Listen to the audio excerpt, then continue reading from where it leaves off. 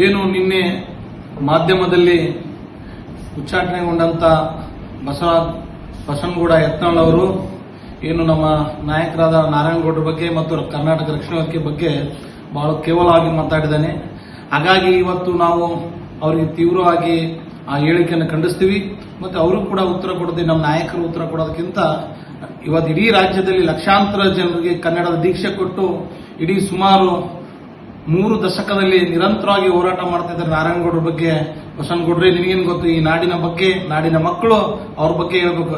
ನೀವು ಎಲ್ಲೆಲ್ಲೋ ನಿನ್ನ ಜಾತಿಗಾಗಿ, ಮತಕ್ಕಾಗಿ, ಹಿಂದುತ್ವ ಮತ್ತು ಹಿಂದೂಗಳು ಮುಸ್ಲಿಂ ಬಗ್ಗೆ ಮಾತಾಡೋದನ್ನು ಬಿಟ್ಟು ನಾರಾಯಣಗೌಡರ ಬಗ್ಗೆ ಮಾತಾಡೋದು ಅದನ್ನು ಬಂದ್ ಮಾಡ್ರಿ. ಯಾಕಂತಂದ್ರೆ ನಾರಾಯಣಗೌಡರದು ಇತಿಹಾಸ ಇದೆ ಕರ್ನಾಟಕದಲ್ಲಿ. ನೀನ್ ಹೇಳೋದ್ರಿಂದ ನಾರಾಯಣಗೌಡರದು ವ್ಯಕ್ತಿತ್ವ ಕಡಿಮೆ ಆಗಲ್ಲ. ಅವರೇನು ಕರ್ನಾಟಕ ರಕ್ಷಣಾ ವೇದಿಕೆ ಇದೆ, ಯಾವುದು ಕಾಂಗ್ರೆಸ್ ರಕ್ಷಣಾ ವೇದಿಕೆ ಅಲ್ಲ.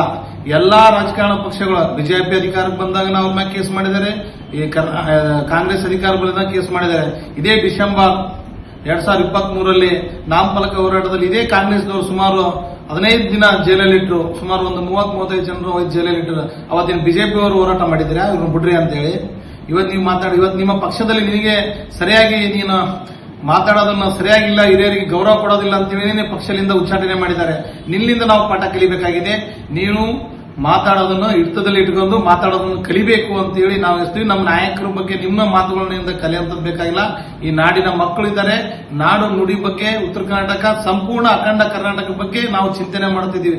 ಕಾವೇರಿ ಇವತ್ತು ಬಂದ್ ಮಾಡೋದ್ರಿಂದ ಸಮಸ್ಯೆ ಆಗ್ತದಲ್ಲ, ಬಂದಿ ಬೆಂಬಲ ಕೊಟ್ಟಿಲ್ಲ ಅಂತಂದ್ರೆ ನಾವು ಕಾಂಗ್ರೆಸ್ ಪರ ರಕ್ಷಣಾ ವೇದಿಕೆ ಅಂತ ಹೇಳ್ತೀರಾ. ಇವತ್ತು ನಿಮಗೇನಾಗಿದೆ? ನಾವ್ ಯಾಕೆ ಹೋರಾಟ ಮಾಡಬೇಕು? ನೀವು ಮಾಡಲ್ಲ ಹೋರಾಟ. ಕಾವೇರಿದು ನಾವು ನಿರಂತರವಾಗಿ ನಾವು ಮಾಡ್ತಾ ಇದೀವಿ. ಬಂದ್ ಮಾಡೋದ್ರಿಂದ ನಮ್ಮ ಕನ್ನಡದ ಜನರಿಗೆ ಅನ್ಯಾಯ ಆಗ್ತದೆ ಅಂತ ಹೇಳಿ ನಾವು ಹೋರಾಟದಿಂದ ಹಿಂದುಳಿದಿವಿ ಹೊರತು ಹೋರಾಟದಿಂದ ಹಿಂದುಳಿದಿಲ್ಲ. ಕಾವೇರಿ ವಿಚಾರ ಬಂದಾಗ ಮೊದಲು ಹೋರಾಟ ಮಾಡಿದೆ ಕರ್ನಾಟಕ ರಕ್ಷಣಾ ವೇದಿಕೆ ನಾರಾಯಣಗೌಡರು.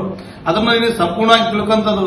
ನೀನು ಪದೇ ಪದೇ ಇದೇ ರೀತಿಯಾಗಿ ಮಾತನಾಡಿದ್ರೆ ನಾರಾಯಣಗೌಡರ ಬಗ್ಗೆ ಇಡೀ ಯಾವ ಜಿಲ್ಲೆಯಲ್ಲಿ ಹೋದಾಗ ನಿನ್ನ ಮುಖಕ್ಕೆ ಮಸಿ ಬಿಡಬೇಕಾಗ್ತದೆ. ಎಲ್ಲಿ ಕಾರ್ಯಕ್ರಮ ಹೋದಲ್ಲಿ ಅಡ್ಡಿಪಡಿಸಬೇಕಾಗ್ತದೆ. ಹುಷಾರಾಗಿ ನೀವು ಇಡೀ ರಾಜ್ಯದಲ್ಲಿ ತಿರುಗಬೇಕಾಗ್ತದೆ.